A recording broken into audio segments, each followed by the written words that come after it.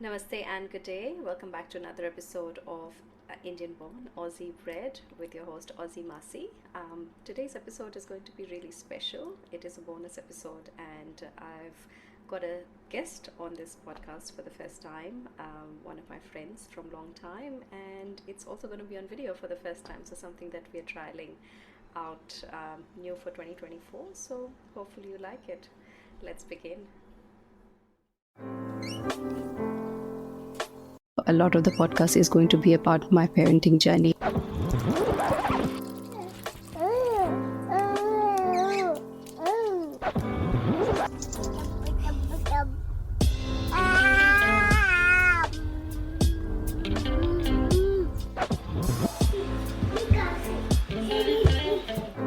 Welcome to Indian Born Aussie Bred.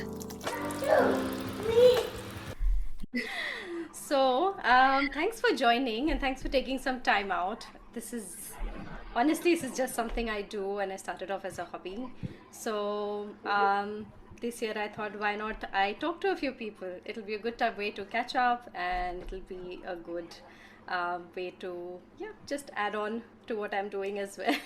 So, just introducing a little bit. So, basically, the podcast is called Indian Born Aussie Bred. And this will be our first ever video episode, so it's quite special and nerve-wracking for me as well. So it's basically based around my own parenting journey, which has not been an easy journey. And then when I saw your book is released, I thought, I'm sure your journey was not easy as well. And I thought, we could connect and share the story. So if you're happy sharing, the whole reason I share is because I feel like there weren't many people who talked about harder journeys. And I didn't feel like I had the support at that time. And of course, being a migrant in a different country where you don't have your family, you don't have your parents, it was very hard. And then lockdown and everything was another story. I'm sure. So basically that's it. So welcome. Today is going to be all about you. And your book and your journey, and then of course you can listen to my journey at another time whenever you want to. All right, so let's start. I'll keep it very, very casual. We might have to do retakes or whatever. I will edit, so don't worry about it.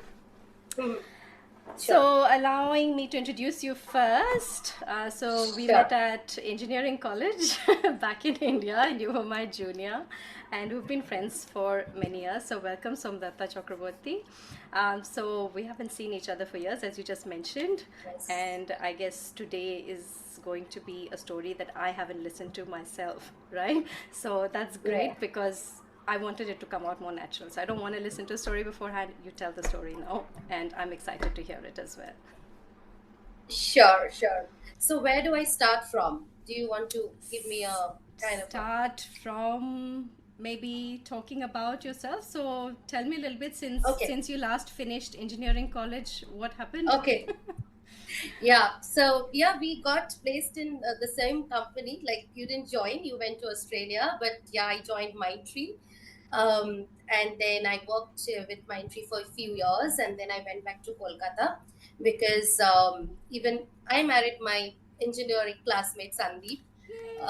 So just like you, winning for love. Years. So and it's very similar. Like, although I joined Mindtree, and we were in a long distance relation for a couple of years, where he was working in Calcutta. He had joined ICICI Bank. Sandeep had done a postgraduate in banking, and he was working in ICICI Bank in Kolkata. So I took a decision of moving back to Kolkata. I worked with IBM for 3 years. That's when I got married to him.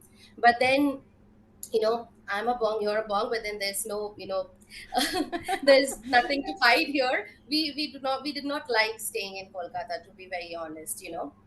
I'm for with many you on that. reasons. Doesn't matter if I'm a bonk, I'm with you on that. Yes. So we always thought that we have to move out and do something very meaningful with our life, because we could see our growth getting stagnated there a lot. And that's when we both moved to Bangalore, and I started working with Deloitte, and he followed me after a couple of months, and he joined Yes Bank. So and then we changed companies, like all the Bangaloreans too, like from Deloitte to Adobe to Of another course. startup. Every Yeah. that's the vibe in Bangalore. You need to jump. Otherwise you're not a Yes. Bangalorean. And we get FOMO. Okay, I'm in this company for more than 3 years. What's wrong with me? So yes, I kept changing companies, and then I was working with Adobe, in 2018, and we were already married for 6 7 years, and we thought, yeah, let's extend our family, let's have a baby, and so on. So we got Snowy, first, because we thought, let's have a puppy and let's see how it feels, whether we are responsible enough to take care of a child, because we Yes. both of us, we don't adhere to the social pressure of you have to have a child. We were okay to not have a child, if we thought that we are not up to it. But once Snowy came to our life, we saw that nurturing nature and the softer nature, the motherly nature, and everything coming out automatically. And then we thought that why not have a human baby who can reply to us, because Snowy can understand everything, but she cannot She talk can't back. reply. Yeah, and she'll always be a baby. She'll not grow up much. Like dogs, once they grow up, they stagnate. The Yeah. growth, they remain more or less the same from Yeah. 1 year till they live. So that's when we thought, okay, let's try to have a baby naturally. And in 2018, we were expecting, actually. Oh, wow. So I had Okay. done, yes. And was that, can So I just ask, was that after like a surprise, or was that like an it was expected or planned. easy? Okay. It was planned and it was easy, because we started planning in January. So there'll be a New Year resolution that this year we have to be parents, and let's Of plan. course. Let's go to a doctor. So we visited the doctor, and she gave us this the pills. I forgot, it's some vitamins, right, that you need to have. You know, sorry, I forgot the name. But then she gave us some pre-conceiving measures, wherein we took all of that, and we took rubella vaccine, so it was all planned. Yeah. And then in February-ish, the news was positive. We were very happy and everything was fine. But then, and everything was fine. So I had my first month scan as well, and the Oh, baby's heartbeat perfect. was there. So there was a second scan in like another month, and it was a very normal day. There was no pain, there was no bleeding. I had this luchi torkari. It was a weekend, and the Bengali So this household, is and then I first went. trimester. First trimester still First going on. trimester, second month, yes. Second So month. the Okay. first, yes, yes. So I was entering my third month. So the second month, the baby's heartbeat was already there, and then it was a second month scan, and then I was very happy. And then we went there, and then the doctor, when during the scanning, the doctor had a very different kind of expression on his face, and he said that how old, how far are you in your journey.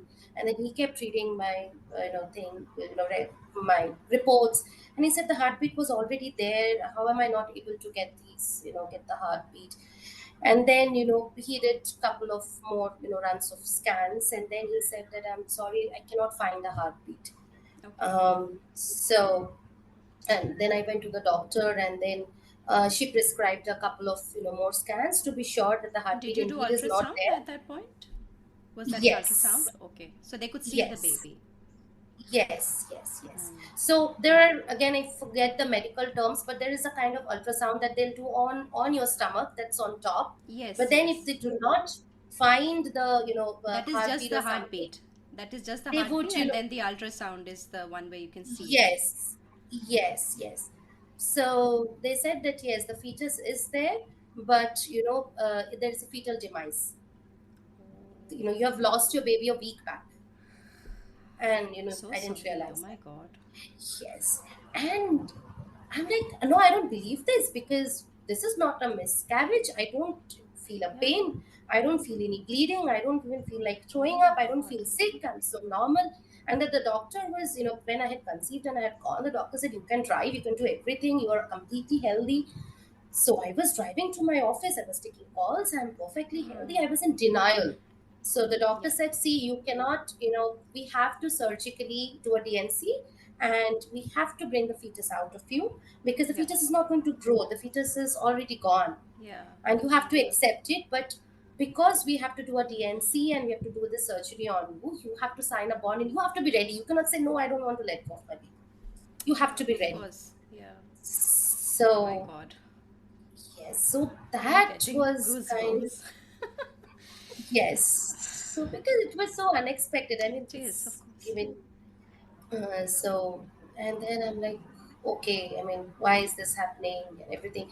And then the doctor kept telling me, don't worry, it happens to 30% women in their first pregnancy. Second time you conceive, everything will be fine.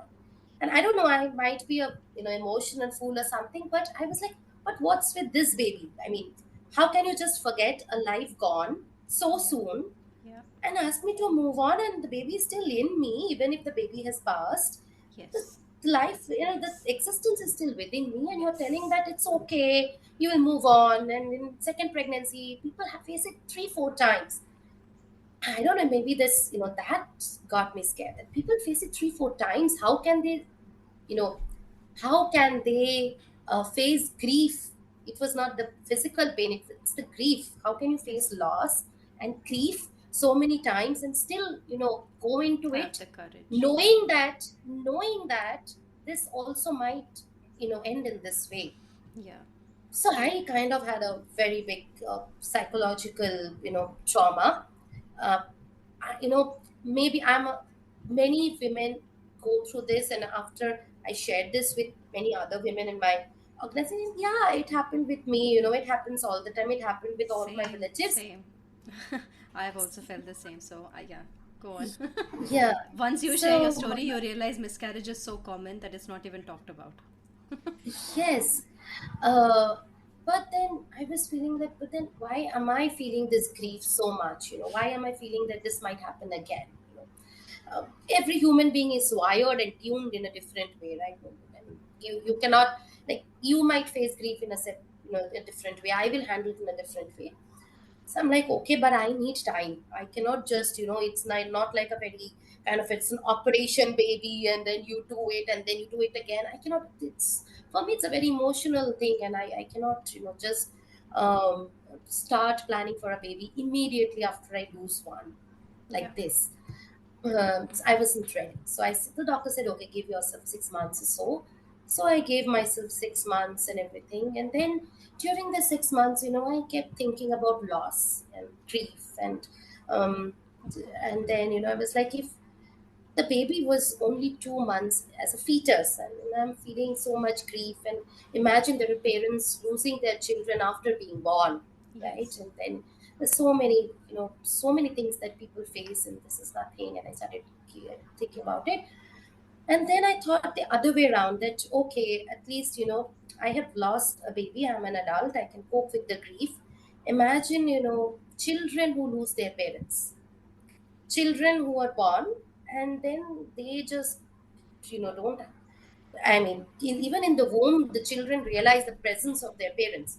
And when they are Yes. born and then they do not have any parents around for whatever reason, imagine the kind of trauma they would go through. And I started reading a lot about children getting abandoned, or losing their Wow. parents, and about adoption and a lot of things. And I was keeping this adoption in my mind, very, very open, because in my back of my mind, I was thinking, this has happened once, it can happen again. And if I want a baby, I want a baby. It doesn't matter whether how I get the baby. Of Hmm. course, I would not go to a wrong path and get the baby Hmm. illegally, but as long as the means are clear and the intentions are clear, let me see what are the different avenues. So then I started seeing, and then kind of my eyes opened about adoption, because we always see adoption as we are doing a favor to the child. Like, even I was thinking like that. Hmm. Imagine the child has lost the Hmm. parent, Hmm. and Hmm. I would say I'll be the savior. But it Hmm. is completely different. When you adopt, the child is the parent's savior. I'll come to that later on. That's such It's a not the lovely other way way to around. look at it. Yeah. We are not saving a child, we are not doing any favor to them. We are doing a great favor by fulfilling our life's desire. That's Hmm. what I realize in the way. But yeah, that's how I started thinking about adoption. And then what I read is, in India there is only one legal way to adopt, and that is through CARA, Yeah. Central Adoption Resource Authority. That's where you have, it's a government regulated board. So long time back, people would just walk into a Mother Teresa's home, missionaries of charity, and say that, okay, I want to be a parent, give me a child who's an orphan, and they would be given a child. Uh, with due diligence, of course, they'll check the parents' credentials, but there had been a lot of child trafficking happening in that way. Somebody would Yeah. get a child and sell the child and so on. So, since the last 5 or 6 years, the government has stepped in and has created a process wherein, it's a central authority which governs adoption in all the states. So there is SARA, State Adoption Resource Authority, which is Okay. in each state will have a SARA, and all the SARAs would report to CARA, which is the Central Adoption Resource Okay. So it's more organized Authority, now right? in terms of the steps. Right.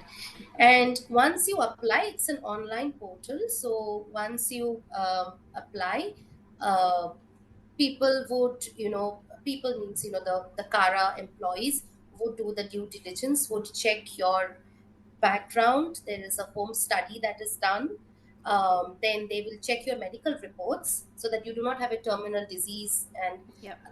intention why you want to adopt. So there's a 7 pages of question paper Wow. which You you have to literally had to fill. write a thesis of why you want a baby. Yes, why you want a baby through adoption. Through What if you adoption. have, and as we were in our fertile age, Yeah.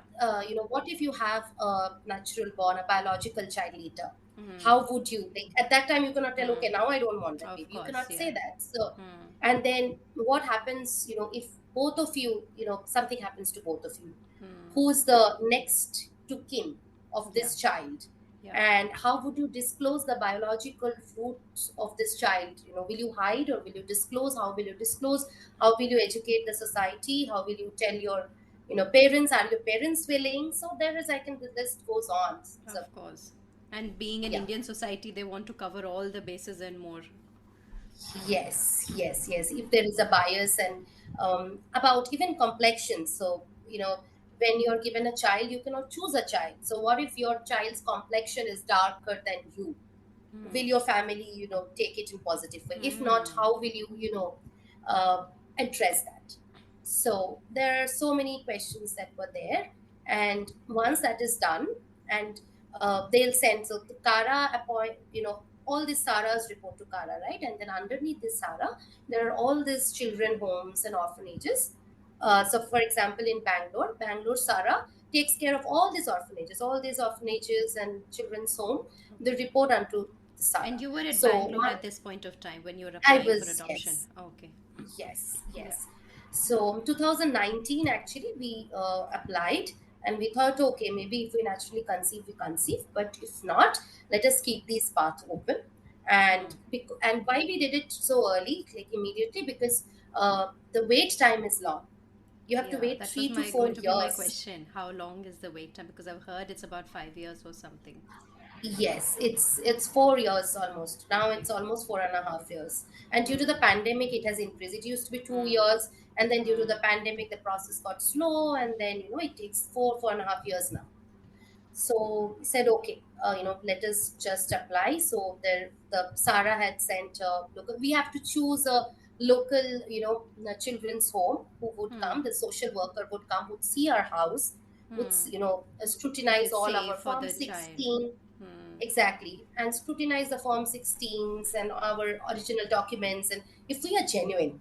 So they Yeah, would of come course. home, do all these checks, and then they would upload a report from their side onto the system.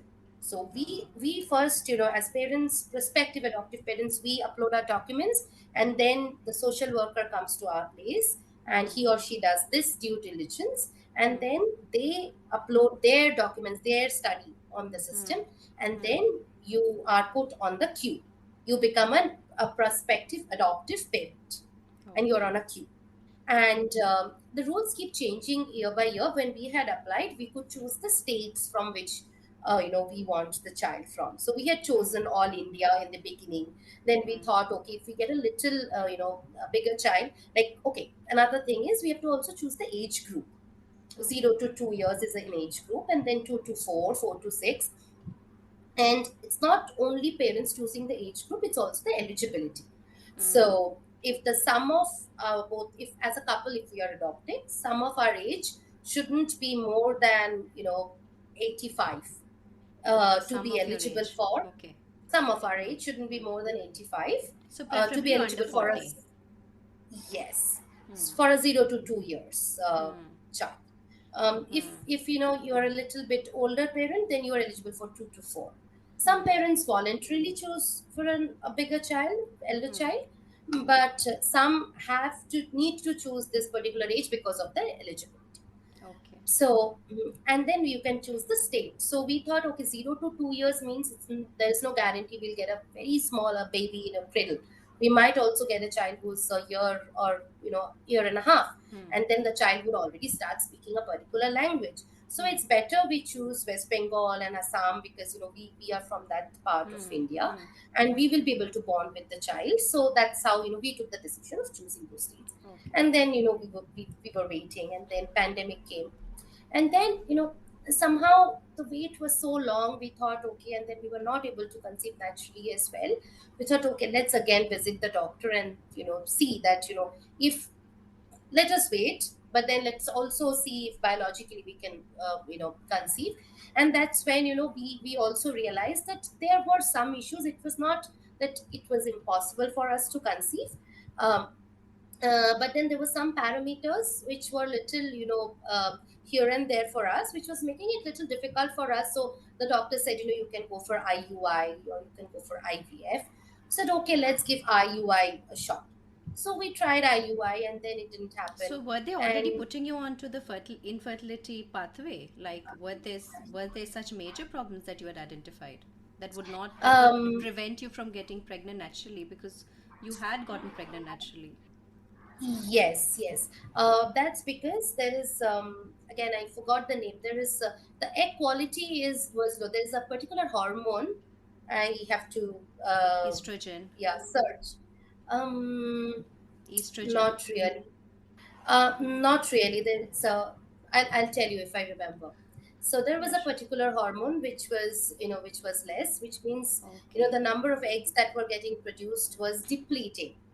Uh, And it can be also because of stress. And after the pandemic, this was a very common AMH?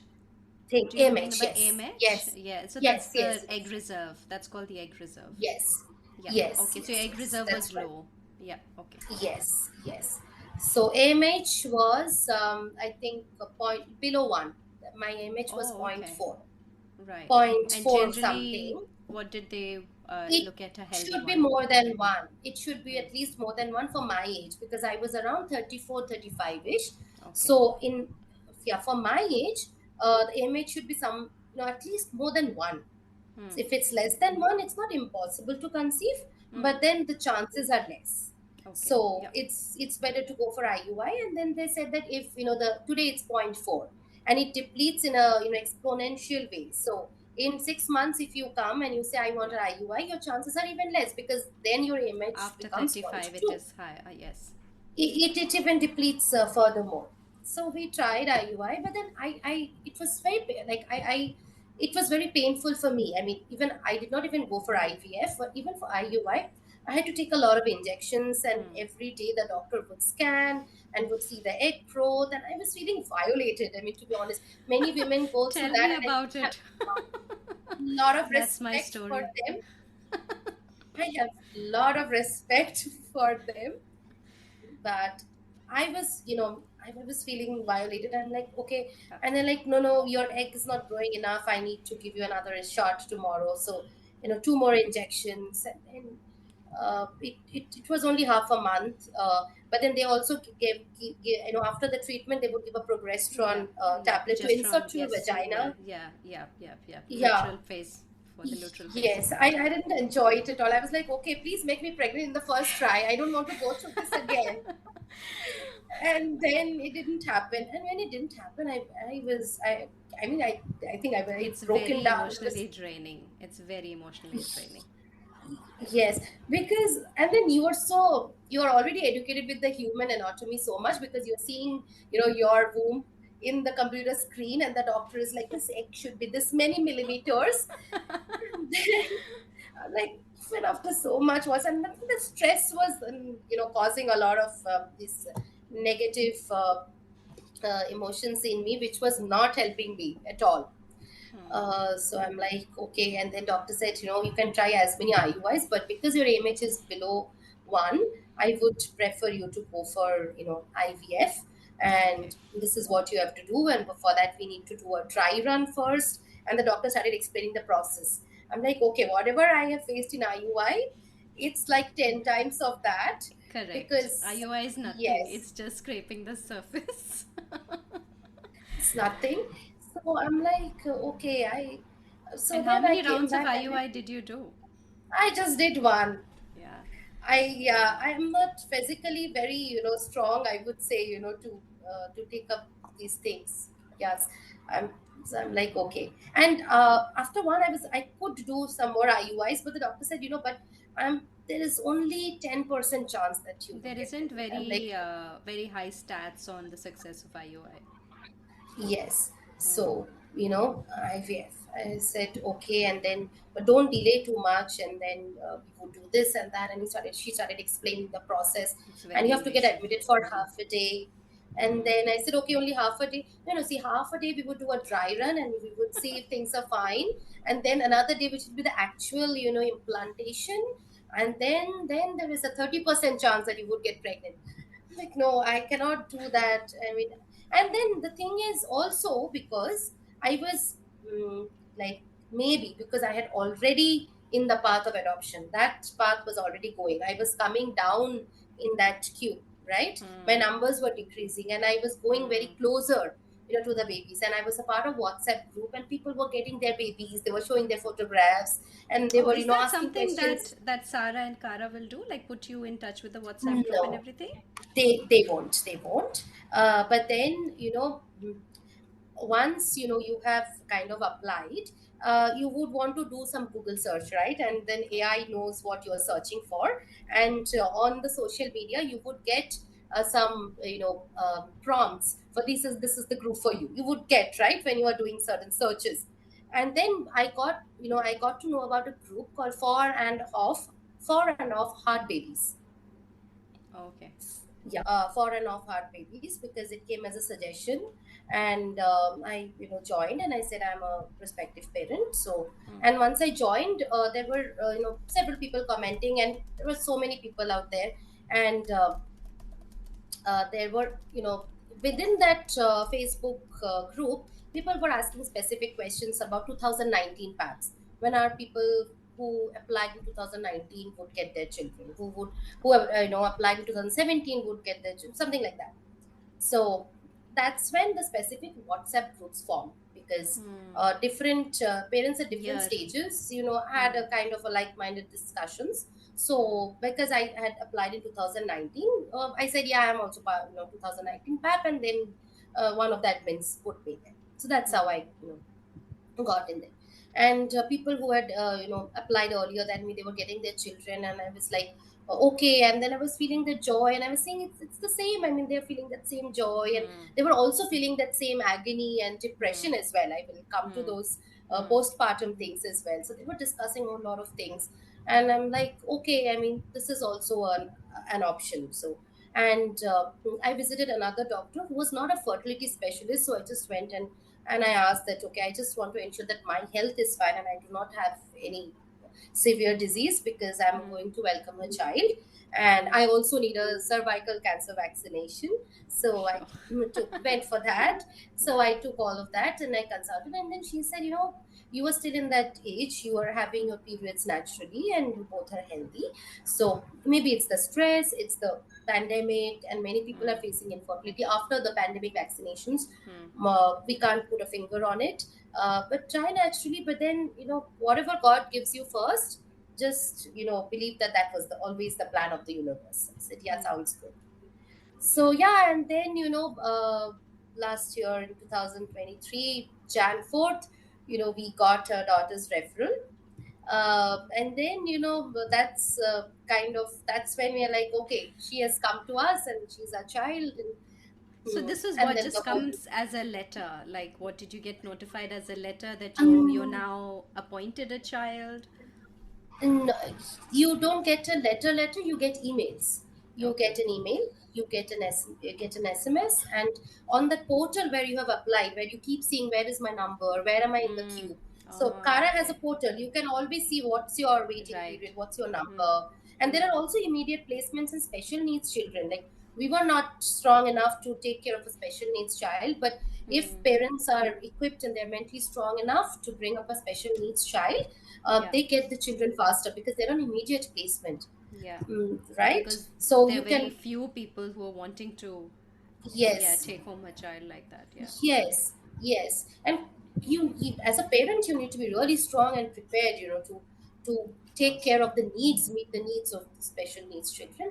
But in the portal you can see that, these are the list of essential. It's heartbreaking though, because if you go through the SN list and you download, you can't just see that. So for us it was like we went through the SN list, but then we were not able to, Nah, nah, it's not for see that. everybody, and it's so. So you finally got, and but you got appointed the child, and Yeah. you didn't have a Yes. choice. You don't get a choice to you choose a you you gender or anything. no. You can choose a gender when you apply. When you Okay. apply, you can choose either a girl or a boy, or anything is fine. For us it was any gender. uh, And but yes. 0 to 2, you wanted a younger child. 0 to 2, You wanted yes, a yes, younger yes. child. So we Oh, wanted to perfect. see all the milestones. We did not want to miss the milestones, so that was Yes. the intention. So how old? And So how my old was daughter she was when you got? 11 months. She was 11 Okay. months old. She Right. was 11 months old. And yes, and you do have a choice of not accepting on valid grounds. So once they refer the child, it's not only a picture, they also send CSR and MER, which Mm. is a child study report and medical examination report. Mm. So child study report would tell about, how the child was found, not exactly the biological roots. Like they will not tell that the child was Mm. born from this and this. No, not that. Mm. But then, this child was rescued, or this child was being abandoned, this was child was found on so and so date, and she was Mm. admitted in this hospital. She went through these treatments, and she the cognitive, the, the responses the child has. The child is responding, to the rattles. The child is Mm. Mm. smiling at the caregivers. Mm. So all of these are given as a child study report. And medical examination report has a blood study, the complete Okay. blood work.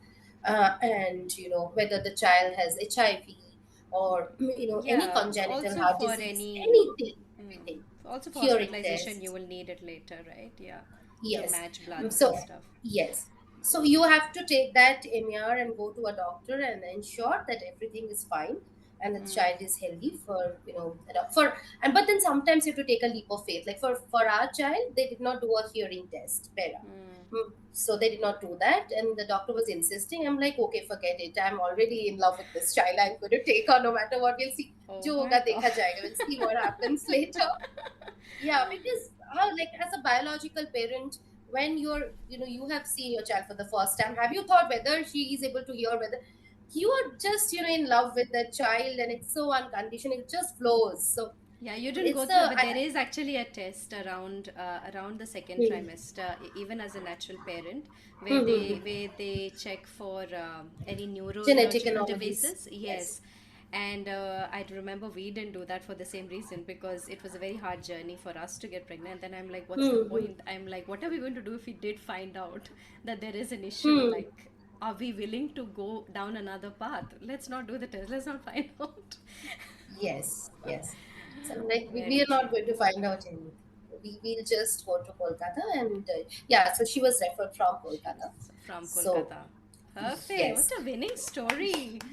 My God. Like, I don't yes. know if I would actually go down that many steps and that many years pursuing it. Hats off to you, Som. Like, it would have taken, like, I don't know, a heart of steel to keep going. You're doing fertility treatments. You're still being hopeful here while you're losing hope on one side. It's like a battle of Yes, heart and mind. yes, because the more I read about adoption, it felt like it's just another way of becoming a parent. There is no charity or noble cause involved in that. You're not doing any favor. As a biological parent, I don't know if you agree, but then I think it's a very, very selfish act of parents to bring a child on this earth, right? It's, only to be parent, only It's to for you. nurture. Yes. We are bringing a child. The child hasn't asked for it. It's the Yeah. same for adoption. The child hasn't asked for, me, Yeah. right? She would have find her way. I am not doing any. I haven't done any favor. So it's the same thing. So I'm getting goosebumps. But then yeah, when I talk about adoption, the first thing, oh, you have done a great noble work. You have done a big Yeah. charity, and no, it's not. It's not. Yes. Correct. So let me come back to your first point that you were talking about. You wanted to talk about it later, how child was a gift to you rather than you adopting the child as a gift for the child. Yes, so because before you become a mother, you just don't know there are so many wires or in your brain or in your heart that exist, so many emotions that exist, Hmm. and that kind of opens up only when the child comes. You just cannot explain it to somebody, even when the I you know. When you even if when you're planning for a child, you think so many things. I'll do this, I'll do that, but Hmm. when the child comes to you, you are like, okay, what have I become? You change as a person. You know, Absolutely. you become a different human being.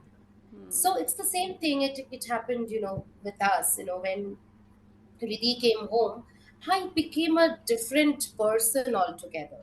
Of course. Uh, And you don't and even you then don't prepare for those emotions. You don't know what change is going to come. But it's a change that just happens and just instincts kick yes, in.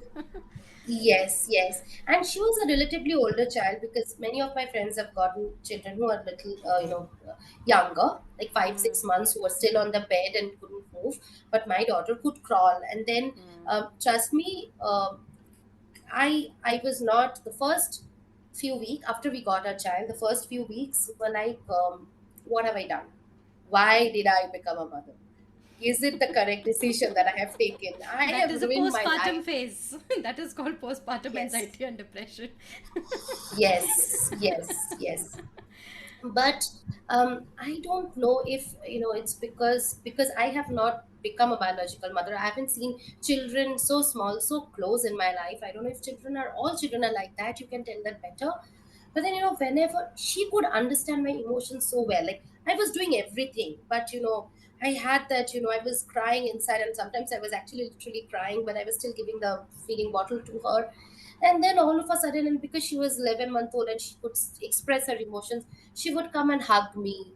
She would come and give me a peck, and she would slobber on my cheek. And then I'm like, okay, I mean, and I changed as a person. So that's how she's a gift. Like slowly, I can't express in words, but slowly, I completely You just melted. metamorphosized into yes, You just to melted at someone every point. else, Yes. yeah, to a different person, to someone else, and become more tolerant and more understanding of other people's needs and their problems, and became more patient. So yeah, so because she gave so much, although I got so angry, so mad at her, initially, when she used to wake me up at night, because she was still on the night feed, and at 3 o'clock in the night she would start wailing, and I have to prepare the milk bottle, and then after that she would still cry, and then the diapers would be wet, and I could not understand what's going on. And sometimes I would say that, what have I done? And then she would just come and she will sleep on you, like like a cat who would want to sleep on your chest.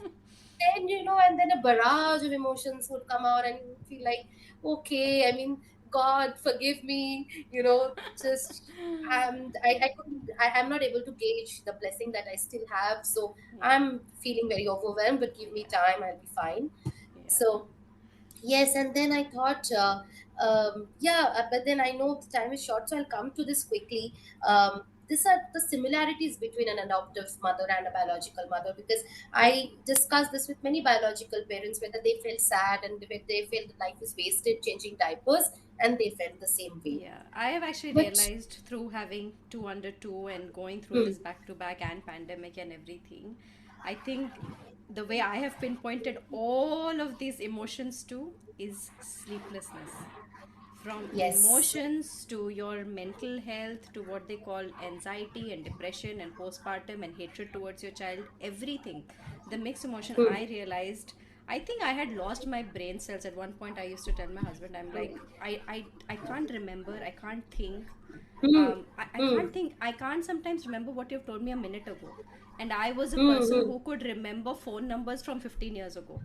And I'm like, I have changed, but I don't know what this change is, because I really, my brain is not functioning. And I realized it was sleeplessness, like after years and years. And I think when I've slowly recovered over last year, I've realized, oh, okay, I still have my brain because I can sleep. And the sleepless comes Hmm. because you have a younger child. As you said, you're just waking up Yes. and functioning, and you can't sleep during the night, and then you can't sleep during the day because you got to do Yes. adult duties.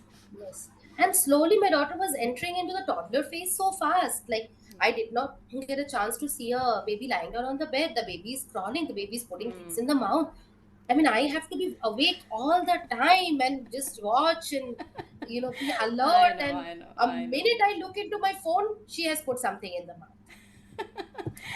That's a So whole yeah, different story. So can I just yes, quickly ask? So with the but yeah. adoption, how was the society or the family around you, Hmm. and how did they react, or did you have to convince them, or they were on board? Yeah, yeah, I was actually coming to that. Family was perfectly fine.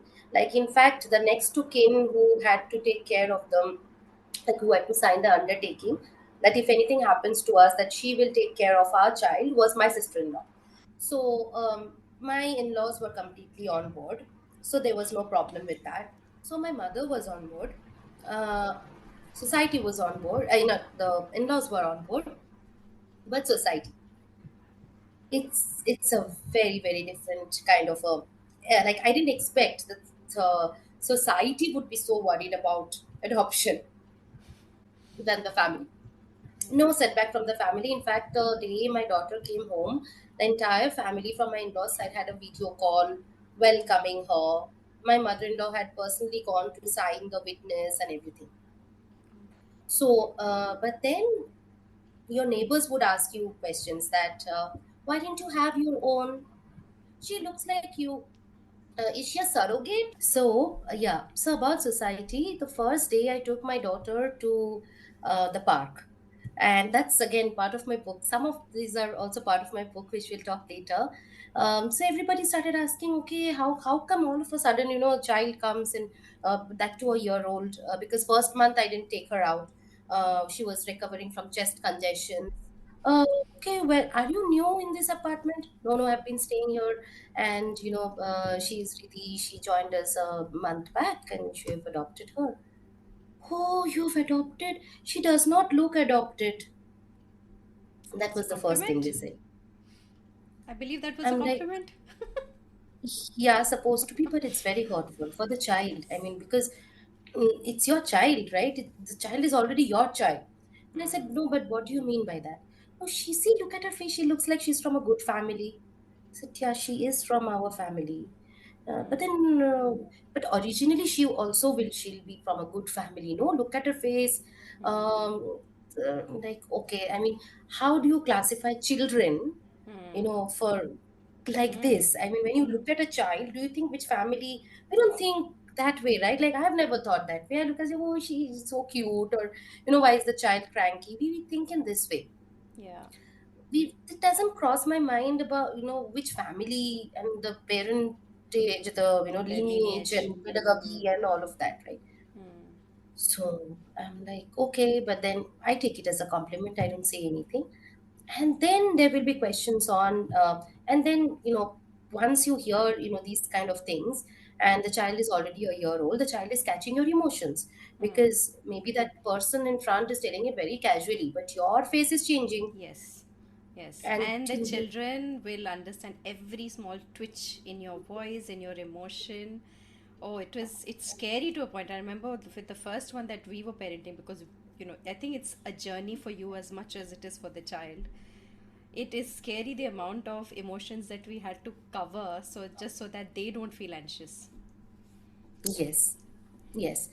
And then, thought that, okay, I'll not tell upfront that she is adopted to everybody, unless, they specifically ask, but I cannot hide also. There was a lot of dilemma, that, what is the right thing to do. And all our adoption counselors have told that Adults who have been adoptees have coped up better in life if they had known that they were adopted. So they have done a study of Okay. adult adoptees, and in that sample they have seen that adoptees, at their childhood, if they had known, when Hmm. the Hmm. adults who knew that they were Hmm. adopted, Hmm. they coped up better in So life. if you tell the truth, you don't hide anything, it's always an Yes, easier for them to digest because it. it's the right of the child. It's the Yes. child's right to know where he or she has come from, Hmm. and they feel deceived. They feel that they've been cheated. Hmm. If at 18 years you tell that you are adopted, Hmm. because they have had a different story in their mind. Of And all course. children would ask that, where have I come from? You would be Hmm. lying, and they Hmm. would know that the parents have lied. Hmm. You should tell child appropriate stories. Of course, should not say something harsh, but you should never hide Hmm. that the child is not has not come from your womb. So that's why we call them heart babies, because we say that you are in our heart, you are a wish in our heart, which has come true. So you are born from mama's and papa's heart, not from our tummy, but you are a heart baby. That's such So a they are. beautiful, it's the first time I'm hearing heart babies. Such a beautiful way to describe Yes. that. Yes, because you were a wish in our heart which has come true, and you are Yeah. always there. Amazing. And you do have a birth mummy, you do have a tummy mummy who has taken all the pain to give you Hmm. birth, and there should not be any resentment against the birth parents as well. Hmm. Because being a biological parent, you know how much pain, or the Yeah, parents the go mother through. also has to bear. Yeah. Yeah, so that's about it. Like, you have to strike a balance on how much you're going to tell the society and how much not. Because in front of your child, if you keep lying, people will ask about, in India, people will ask about breastfeeding as well. Hmm. Okay, that are you breastfeeding her? And there are people who knew that she's adopted also asked, did her mother breastfeed her, Hmm. biological mother? We Hmm. don't know, like, you don't get to know. And of course, if the mother had the opportunity to breastfeed and nurse her, she wouldn't have taken this harsh decision, a tough decision Hmm. to give her away. It's a big Hmm. deal. Like, she Hmm. would have gone through so much trauma herself. So Yeah. please show some respect towards her. Hmm. And we thank the birth parents every day that no matter whatever your circumstances were, be sure that your child is safe with us, and she's our child now, and we will be forever grateful to you for showing her the light Hmm. of the earth. So Hmm. yes. Great. Very, very strong story about from you, Som. So thank you for sharing. I love listening to it. It was just, I was just imagining every step as you were explaining it, as you take her to the park and everything. So let's talk about your book, because a lot of this is what you've written in your book. So, firstly, how did writing a book amongst all the parenting duties come to your mind? Like, how do you even have the time and mind space to get into that? Yes, so time was after the baby slept. So it was after 9 p.m. Only then, I could. And it is a short book. It is only 8,000 words. So I didn't have to, spend too much time. I wrote it within 3 months, actually, like from writing to publishing. It was just 3 months. Wow, So, and I amazing. was also, but I was also working with a book coach. So I'm Okay. working with there's a lady called Shweta Samota. She herself is an author and she's a book coach. Oh, She okay. has her classes and she guides on how to self-publish, how to, write faster, how to write from your right brain and edit from your left brain. So there are a lot of things. Wow. So yes. Hmm. So I would suggest for people who want to write something and they are finding a writer's block, and they have some kind of fear on how I publish, how I market, and how much it will cost. It does not cost anything at all actually to publish, because the technology have gone so far. So you did a So self-publishing, because nowadays there's a traditional publishing is what it used to be. A lot of people now do self-publishing. I have done self publishing on Amazon. I have a Hmm. KTP account Hmm. wherein I have done right now the ebook is out, and the paperback is also out. Like, it is out from my side, but it's still under review, and it will be available all over the world from But you in have to get Amazon.com. printers and stuff. Do you have to strike a So deal it with the is a printers? no. So Amazon does it all. Oh, okay. For ebook, first of all, so when you go to your KTP account, Kindle Direct Publishing, Mm-hmm. and you can, the ebook is pretty simple, you can just Yeah, go of step course, I by can step and understand. do it. Yeah. For the paperback, you have to do the formatting, and Mm-hmm. then once you do the formatting, you have to design the book cover, and then you just upload that, and then Amazon does a print on demand. Mm-hmm. So if you order tomorrow when the book is live, I'll let you know. And when you place your order on Amazon.com and they're available in Australia, they would, print on demand because somebody has purchased it and will send that, fulfill that order in that way. In Oh. India, Amazon does not have the printing facilities. So there is another provider called Pothi.com. I, worked with them, and they are doing the similar thing that Amazon is doing worldwide, print on Hmm. demand. As soon as somebody, places an order, they would, kind of distribute it, and they are tied to Amazon. So once Okay. my paperback is taking a while to be out in India, but once it's out in India, it will be available in Amazon.in, and anybody can just place an order, and then Get both a he would paperback. fulfill that. Hmm. Okay, perfect. And so, coming back to what got you inclined towards this, like what inspired you to write? Yes. So just sometimes, like I was telling, right, that there was a dilemma whether to tell the truth, whether to not tell the truth. Where should my Hmm. child, because we also have a relative in our family from my husband's side who has an adoptive child. And she said that once, just to avoid these social, questions, somebody asked, where was your child born? And she said, in the Guwahati General Hospital. Hmm. And the child gave a, bizarre, a weird look, the mother. And after the guest left, the child said, why did you lie? Or have you been lying to me? Hmm. So, the child is always hearing what you're Hmm. saying. Hmm. So I just wanted my message to go out loud in a very sensitive way, so that neighbors should not come and tell my child tomorrow, tomorrow, like, there's a very common, jokes that we keep sharing, and that people have picked you up from the garbage bin. Your Between parents have picked you up siblings. from the garbage bin, between siblings. And it's a very sensitive thing. I've covered that in my book towards the end as well, because there is an author's notes to parents, that is something. And as you also are, kind of, you have two children, you are seeing siblings growing up together, Hmm. that's my honest request, don't encourage these jokes, Hmm. they do No, try to sensitize they them, do. They do. because we do not, even we used to, say such things when we were younger, we did not realize. But now we realize that Hmm.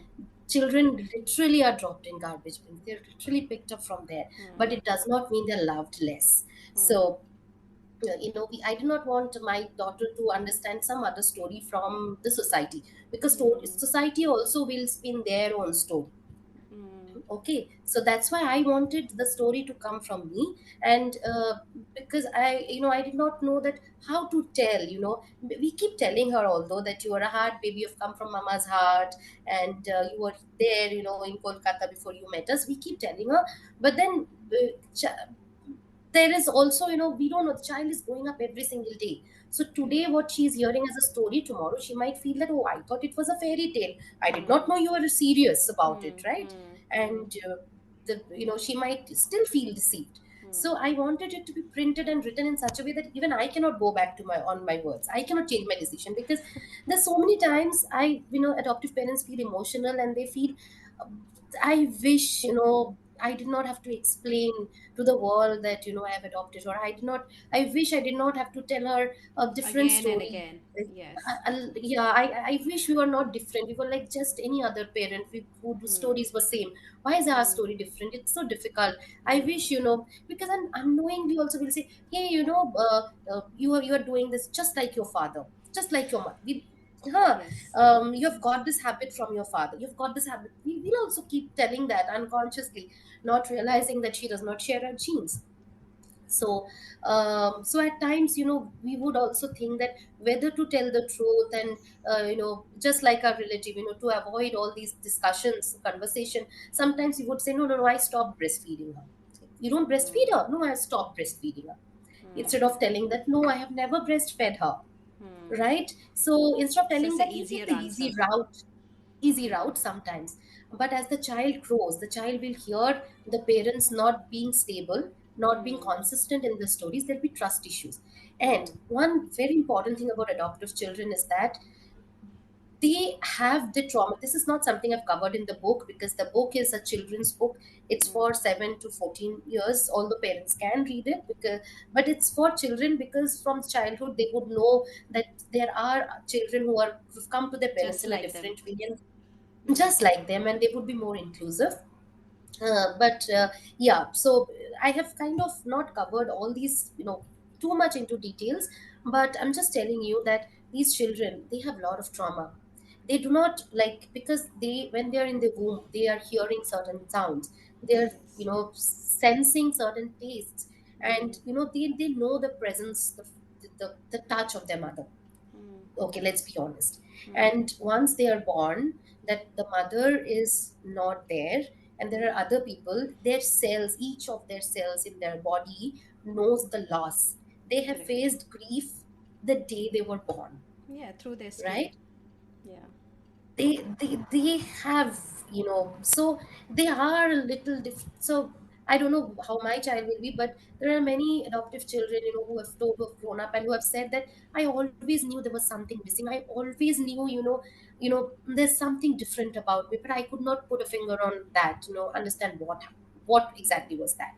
Mm. So it's very important to tell them the story from day one, in a Mm. very honest way, in a very child appropriate way, Yeah, I not agree. to hurt them, but so that they know, and also to, kind of take care of that grief, or that trauma which is inbuilt, which is there in their I think subconscious. I guess justify that the emotions that you felt are true. I think a big part of that is like you said, not denial but acceptance. When we accept and the child accepts, then the society will also accept it. But I think it's important that we accept first. We accept that these emotions are true. Yes, yes. So, yeah, so that the trauma of the adoptive children is something that we should not, kind of forget. And we should be very, very sensitive towards that. And also towards their birth mother, never to talk disrespectfully, because Yes. there are many people who told me that, once was she abandoned, once she Hmm. comes to know that she was abandoned, she'll hate her birth parents. Hmm. No. Hmm. So that's Hmm. how, it's easy for Indians to tell the story of Krishna, and I Hmm. have covered that also in my book, that I had that it's story not that going on in my mind that you that resemble that so much. it's not that Devaki did not love Krishna. They Yeah. loved him so much that they wanted to protect him, and that's where they kind of put him in a safe custody of another set Yes. of parents. So yes, Hmm. they have two different sets of parents. That's the truth of their life. Hmm. But yes, let's be honest, they have faced trauma. Uh, just the day they were born, like, or maybe a few months when they were very, very young. And if they need counseling in later part, we should give them that space. We should Hmm. hear that out. Hmm. And I have heard stories from other adoptive parents who children have grown up and said that, I want to draw my mother's face. Mother means birth mother, but I can just draw a circle and I don't know what to put inside. Oh my God. And imagine if my daughter comes and tells that to me, that I want to draw my mother's face, but I don't know what to put inside. How much of a heartbreak that I would have. I would have a heartbreak. But if my daughter is able to say that to me, without even thinking twice, that's the day, I would have succeeded in kind of in my parenting journey, because my child feels that I am a safe person to share this deepest fear, this deepest grief in her mind, which is in the subconscious, which she's expressing.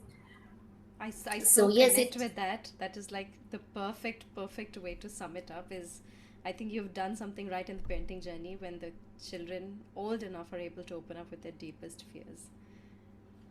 That's so true. So yes, so the book covers, coming back to the book, it covers, my daughter's journey from, but I have changed the name. Hia is not my daughter's name. Her name is Riddhi, but I changed it, so that she does not sue me later, that you have not taken my consent. We are very, in this age, we are very cognizant about children's consent It in is. Oh everything. my God. Over here, they ask the kids, should I change your nappy? So there's all, like, even in Australia, it's a lot about consent, right? From very young babies. I don't know if that's been implemented in India, but even before changing a nappy, apparently you should be asking the child, I'm going to change your nappy. Is that okay? Yeah. Like, just being very conscious and making them aware that you're still going to touch their body even though you're parents. But will they say okay ever? No, but I think they understand. And so, for example, I've always been a very conscious parent right from the start. Yes. And that is something I would do is, let's go and change the nappy. So you're not really asking for consent, but I guess it's about how you Informing, say it. yeah. So if I would take the baby, I'd say, we're going for nappy changing. So the child knows I'm going to do that. So it's not about asking Exactly. consent, hey, Exactly. I'm going to change your nappy. It's not a yes or no, but it's more of a Yes. conversation that you're having, but you mentally prepared them. Yes, because my daughter has become very opinionated these days, and she would also pick her nappy. I mean, all of these are same, right? But from the rack, she will say, take this and put. So Yeah. yeah, that's a different story. But All right, yeah, coming so back to I your think book, from all of this, what would you say is your message that you wanted to send out through the book? yes. So the message I kind of summed it up in my conversation only that adoption is just another way of becoming parents. And adoptive children, it's not that they are the children, the child that's adopted. That's the part of that is yes, that's a truth of that person's life, but that's not their identity. They have so many other things like I said, she's opinionated, she loves music, she loves to dance, she loves outdoors. So and for society also to be a little conscious before they just blurt out things like okay, she's not your own, or no, why didn't you have your own child, and things like that, to understand that she is our own child. And especially in India, when you are celebrating Janmashtami with such a big pomp and show, you should understand the core of Krishna's birth, right? And we in Indian society, I think we should be the most sensitive Yes, because yes, we our have even similar our stories. Yes, scriptures, in our our traditions. scriptures tell the story. And also another important thing is when you look at a child that's adopted, don't always think about adoption. Think, ask normal things like you would ask another parent or another child. Like, does she like ice cream? Does she like TV? Or something like that. So just to build a very inclusive kind of a place where we can just live freely. We can talk about our story without being judged. Yes. Many things in the story that I have written is not true. It's a work of fiction. Yeah, it's a Okay. fiction. Yeah. It is a fiction, but I try to cover that, once a child comes home, what are the things that, the adjustments that the child and the parent has to do, plus, how society perceives it, and, how finally, the child comes and mingles with the society and continues with the normal life. And then there is a note to parents in the end on typical things that I covered, that, and also things like that. Okay, you got this child from where? From a temple or from a dustbin? I mean, don't ask this. Kara is the place. Do your Google, and Do your understand how research. adoption is Yeah. done, your research. So don't just ask questions, because it might be hurtful when you ask that, oh, was she there in a temple or on the side of the road? And because a one and a half year old child is able to understand whatever you're telling, and if not conscious, but again, that subconscious, which is already carrying a lot of baggage, grief, is getting Triggered heavier each time. with that. It is getting triggered. Yes, We don't it's know getting how, triggered but then each that's time. how human body works, right? So that's the kind of message. And the book is full of illustrations which Sandeep Yeah, kind that of is what I was did gonna ask. there. Sandeep has also done illustrations. Like, when are you guys parenting? One is writing, one is illustrating. Af- After the child is asleep, that's from 9 in the night, 9 p.m. till we stretched, we till Amazing 11, 12 in collaborative the night. effort. So, like, she will really relish the book when she grows up. I can understand. It's like my mom and dad have written and illustrated the book. I mean, that's such a proud feeling for her as well. I'm definitely going to order myself a copy. You've made me very excited. If I get a paperback, that'd be even better. But otherwise, I'll definitely order the Kindle. But yeah, thank you for sharing your story today, Som. And thank you for telling us all everything from your entire story and being so open to sharing. I know there's a lot of taboo in society in very many different aspects of, you're doomed if you do and if you're doomed if you don't kind of a way. So every story I think is special, and everybody, whoever becomes a parent, no matter what their journey is, I think it's always a special journey. So it was lovely chatting with you. I know we've had a very long conversation today. Yeah, yeah, yeah. Did you enjoy? Did you enjoy talking and Yes, reliving yes, all the I really moments? loved it.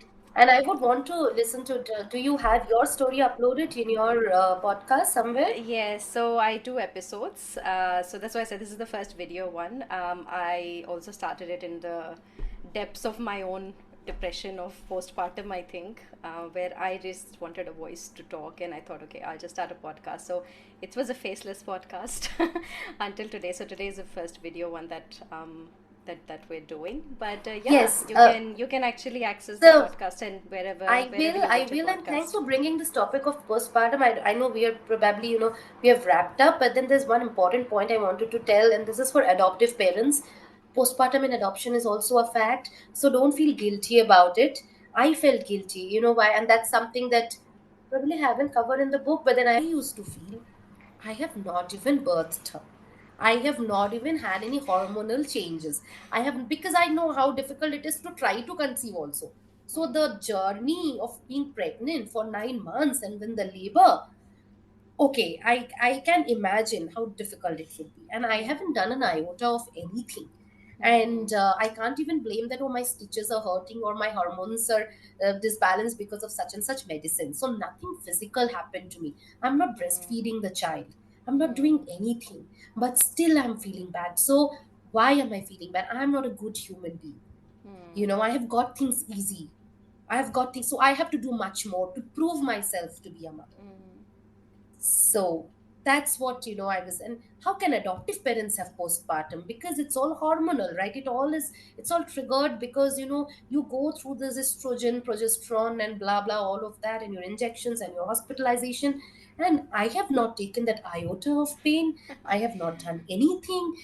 Am I even, how am I even telling that I am feeling sad about it? I should Yes. be grateful.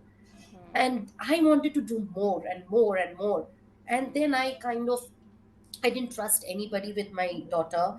I even, when she was sleeping, I used to observe her. As soon as she's got up, I have made, like, I overdid a lot of things. So yesterday I was Obsessed. just telling my mother that I could have just relaxed a little bit, because now I'm so relaxed. If my daughter is not eating one meal, I'm fine. Okay, next time we'll eat it. And I think it's Yeah. just our rush to do all the right things. I mean, the heart's always in the right place, but sometimes we're not able to keep up with so much right that we want to do. And social conditioning as well, right? Because you keep hearing that, okay, yeah, becoming a mother is a big deal because the major part of it's birthing, and it's really a big deal. I'm not kind of undermining it. That's why I thank my daughter's birth parents, birth mother especially, every day. But then not going through that journey has an impact on adoptive mother's mind, that I have not done that, so I have to compensate for that by doing a lot more. But then you cannot do that, right? You can do only, you just have 24 hours in the day. You need to sleep in that time. You cannot, mess up with your routine. So my only advice to you will be, after listening to it, when we are trying to change the society, when you want the society to change the perspective, you need to change the perspective to yourself as well, and Yes, not think yes, about that I yes, did not birth her. When you yes, think that, that's why I said I think we need to first forgive ourselves. And if we are yes. telling the story to ourselves correct, then people will view the story that we tell ourselves. Exactly. And that's another reason of this writing the book. Because, once you start writing, and I went to therapies, and my therapist told that start writing. And then I started writing. And then when I started writing the story and I started writing the emotions, I started writing the nervousness, because even we go through a lot of things of this medical tests and police verification and a lot of paperwork. And then you go somewhere, you meet a child that you don't know, and then Yeah. you try to bond, and you are all of a sudden you're a parent. Like yesterday you were not a parent, and today suddenly you're a parent of an 11-month-old. So Yeah. there are so many things that even we have done, and Yeah. that is our journey. So I started documenting our journey, and then I kind of, when I started writing the book for the children, I You kind of, already had the made script. subdued.